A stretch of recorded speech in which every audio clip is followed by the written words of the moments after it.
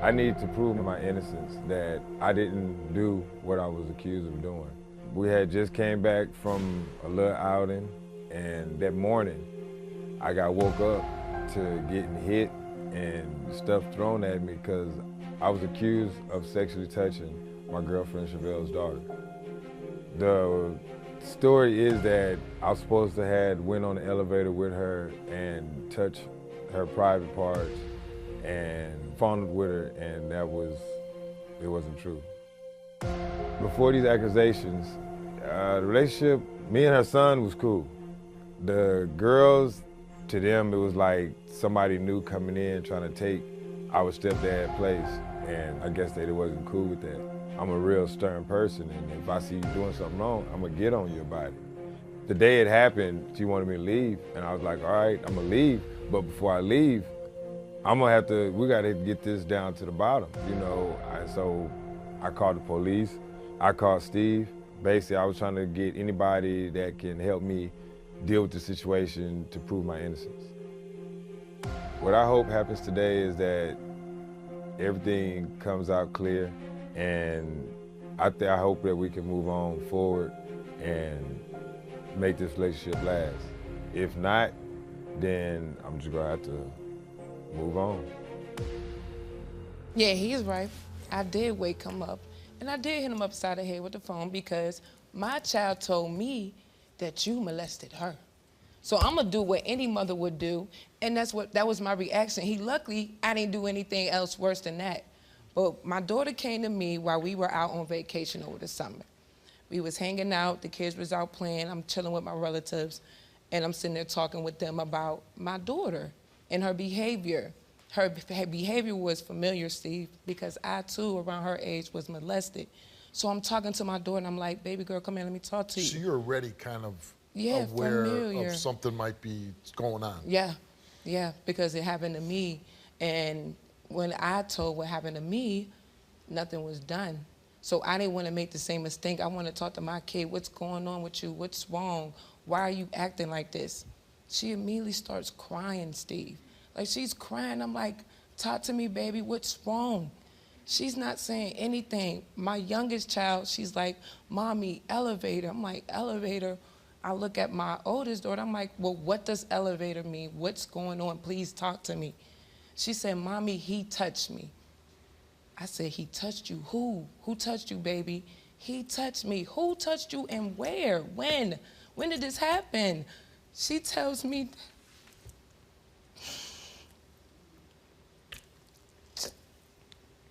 she tells me that we call him Ox, my boyfriend, had touched her on that elevator.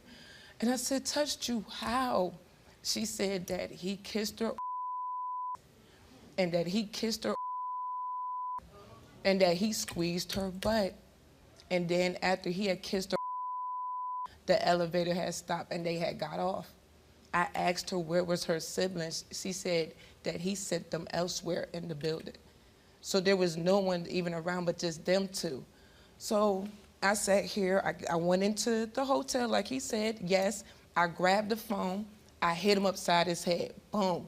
Start punching him in his face, get out. You sat here and violate my child and you betrayed me, get out. Get your stuff and get out. I'm calling the police. He's screaming back at me, I don't care, you can call the police, I'm calling the police. Whatever. Do what you feel you got to do at this point, because I'm going to do what I got to do to protect mine, period. And that's just as simple as that. Why do you think you're being accused of this? Because one, Steve, I'm a new guy in their life, and like she say, I am a stern person. If I see them doing something wrong, I'm gonna get on them. They're not gonna go there. I'm not gonna let you just run over me, especially if she put me in charge of watching, I'm gonna watch you. I'll make sure you don't do nothing wrong. Now, I could have went and told their mom when they did something wrong, but then the process of doing that, they getting a whooping. I don't want to see you getting a whooping, especially if it's for nothing. You're giving them a whooping? No, she gives them a whooping. She chastises them. That's their mom. I don't do that. If I chastise, I tell them to get in the corner, or I make them do some push-ups. No, I have done that with my kids, made them do push-ups. But you're here and you say, hey, I did not do this. Yes, sir. Have you ever been accused of anything like this before? No, I haven't, Steve. Okay. Like I said, I was with somebody for 13 years. Now, and I asked her the same question. So I guess the girl, and she says maybe because she did hit you with this phone, you had some bruising or swelling on your face, that the girl got scared and might have changed her story a little bit. She hit me so hard to where when he hit me the first time, it woke me up. The second time I look up and she coming down again, I ended up breaking the phone. Because when she came down and I put my arm up, it broke. Then she started hitting me. So as I got up, I grabbed like, man, what's going on? What are you hitting me for? You touched my dog. Whoa, hold up, dog. You was tripping. You ain't finna throw this at me like this. Hell no. First of all, I've never been by myself with them. If I am by myself, I'm watching all three of them. Not no one at a time. And that's what she said, that now, all three, that everybody was there, Steve, and that the other two were sent away. If I'm watching all three of them, first off, if it's happening in the elevator, where we was at, they have cameras everywhere. If this is in the elevator, the minute that it would have happened, these people would have called the police. The police would have been there. Did you touch the girl in an appropriate way? Nope. Did you touch her at all on the elevator? Nope. All right. You better hope not. That's all I said. You better hope you pass this test. I hope for your sake. I am. Well, the one, like I was saying to her, the option is if you were to fail this, she's been holding off on CYS and the police. And I assume if you fail that, she would notify them. Yep. Edwynn, you came here and you took a lie detector test, and it comes down to, we asked you, did you ever sexually touch Chavail's daughter? You answered no, and the result of your lie detector test is that you did not tell the truth. I didn't know. That's not right. There's two big red flags here. One, mother picks up on it before anything's even said to her. And two, this girl's very descriptive about what you did to her. So you have a major problem on your hand. And this lie detector test is the least of your concerns. Well, like I said. Because when she goes home, which I gotta imagine her state right now, I mean, what you said earlier about keeping yourself in check so you can go through the process and making sure you get justice for your daughter, that's the mindset you need to be in. As much.